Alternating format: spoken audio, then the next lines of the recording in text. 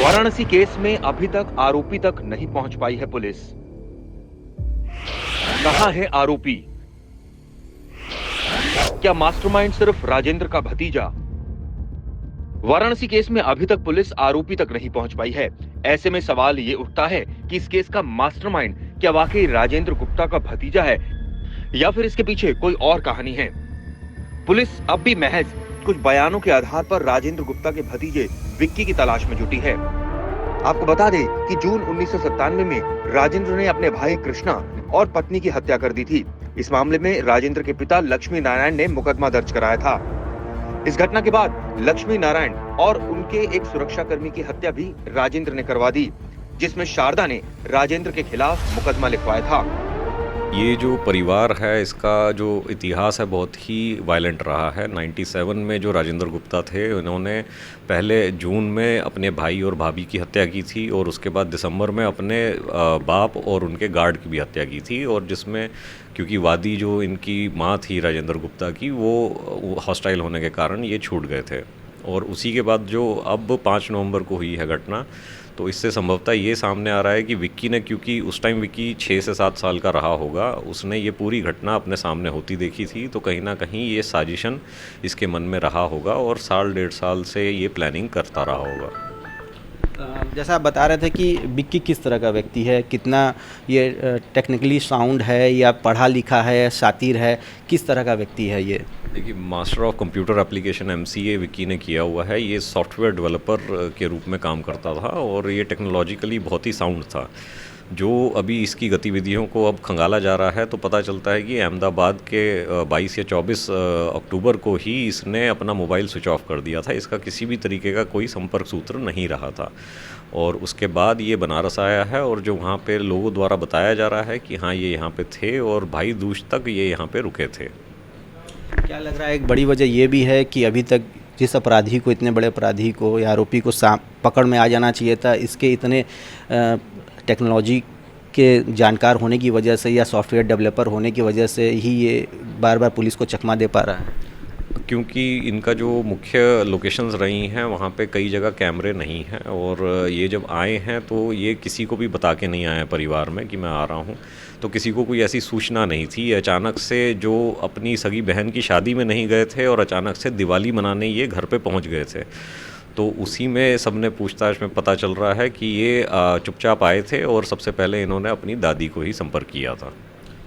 दादी की बात बार बार हो रही है और ये संभव भी नहीं लग रहा है कि किसी फ्लोर पे जब मर्डर हो रहा हो, 4 लोगों को गोलियां मारी जा रही हों, उस फ्लोर पे दादी भी मौजूद थी। तो क्या लग रहा है कहीं ना कहीं इस पूरे घटना से दादी कहीं ना कहीं परिचित थी, जानती थी, या पहले से उनका रोल क्या तय था? कुछ उनके ऊपर भी किस तरह का शक जा सकता है?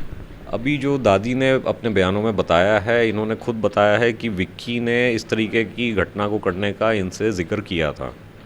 उसी में दादी ने बताया है कि ये दिवाली पे पहले करना चाहता था क्योंकि पटाखे बज रहे होंगे तो गोलियों की आवाज़ दब जाएगी, लेकिन वो किसी कारणवश नहीं हो पाया था। तो मुख्यतः दादी ने यही बताया है अभी कि विक्की ने ऐसी मंशा जाहिर की थी।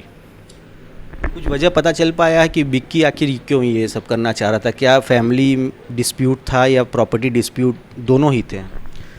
जो अभी यहाँ भाई से जो इनके पूछताछ हुई है, छोटे भाई से, इन्होंने बताया है कि विक्की क्योंकि शुरू से ही विद्रोह करता था राजेंद्र गुप्ता का, तो राजेंद्र गुप्ता काफ़ी आक्रामक और काफ़ी वायलेंटली इनको पीटा करते थे और ये कम से कम 2020-2021 तक ये चलता रहा था जब तक विक्की यहाँ घर पे रहता था। उसके बाद जब ये बाहर चला गया था तो विक्की यहाँ से फिर फ्री हो गया था। जल्दी ही आप लोग पकड़ पाएंगे? क्या लग रहा है कि और कुछ दिन और लगेगा? टीमें वगैरह इनको पकड़ने के लिए लगी हुई हैं? अभी सभी संभव स्थानों पे दबिश दी जा रही है पुलिस द्वारा और सभी जो भी इनके रिलेटिव्स हैं, फ्रेंड्स रहे हैं विक्की के, सभी से पूछताछ की जा रही है और जल्दी इसका खुलासा कर दिया जाएगा। राजेंद्र की मां शारदा इस मामले में मुख्य गवाह थी। 1999 में शारदा और अन्य गवाह के पलट जाने से राजेंद्र को सभी 4 हत्याओं के मामले में राहत मिल गई थी और वो जेल से बाहर आ गया था। जिस वक्त राजेंद्र ने अपने भाई और पत्नी की हत्या की, उस वक्त कृष्णा के तीनों बच्चे बहुत छोटे थे। घटना में विक्की को भी गोली के 2 छर्रे लगे थे। समय बीतने के साथ विक्की लगातार संपत्ति में हिस्से की बात उठाता रहा। समय बीतने के साथ साथ विक्की लगातार संपत्ति में अपने हिस्से की बात उठाता रहा। जिसकी वजह से राजेंद्र अक्सर विक्की को प्रताड़ित करता था और मारता था। विक्की की दादी ने भी पुलिस को बताया कि विक्की ने दिवाली पर ही राजेंद्र और उसके परिवार को खत्म करने की बात कही थी। बाप को हमारे मारे हैं, हम छोड़ेंगे नहीं। हमने हाथ किया कि अब एक ही लड़का हमारा है, अब ऐसा काम मत करना, ये कहे हम। ये कब कितनी पुरानी बात है ये? अरे वही दिन बोला है, जब आया था पहले भी बोला था और दिवाली के पहले भी? नहीं आया था। अच्छा, साल बहन की शादी थी, नहीं आया था। मारने की बात कहा था कि नहीं छोड़ेंगे? माई बाप के मरने के बाद बोला है, ये बोला है कि नहीं राजेंद्र को नहीं छोड़ेंगे। नहीं छोड़ेंगे। तो आपने समझाया? यही कहा कि हमारे एक ही लड़का है, अब हमारा कम से कम मट्टी का गति कर दे दो, अब ऐसा काम मत क्या करो। बोला विक्की इस पे? विक्की कुछ बोले नहीं। अब विक्की किसी के संपर्क में नहीं है। विक्की का मोबाइल नंबर भी नेटवर्क पोर्ट कराने की वजह से लोकेशन ट्रेस करने में दिक्कत आ रही है। इस घटना को अंजाम देने के लिए विक्की ने लंबे समय से प्लानिंग कर रखी थी, लेकिन सवाल सबसे बड़ा यही है कि सिर्फ विक्की ही इस घटना में शामिल था या इसके पीछे कुछ और लोग थे। कैसे उसने अकेले इस घटना को अंजाम दे डाला? राजेंद्र, उसकी पत्नी और 3 बच्चों की बेरहमी से हत्या कर दी गई थी। ऐसे में पुलिस के लिए आरोपी को पकड़ना वाकई चुनौती है। पुलिस विक्की के भाई से पूछताछ कर रही है, लेकिन अभी तक उसका इस केस में कोई रोल सामने नहीं आ रहा है। ऐसे में विक्की ही शक के दायरे में है, लेकिन वो फरार है।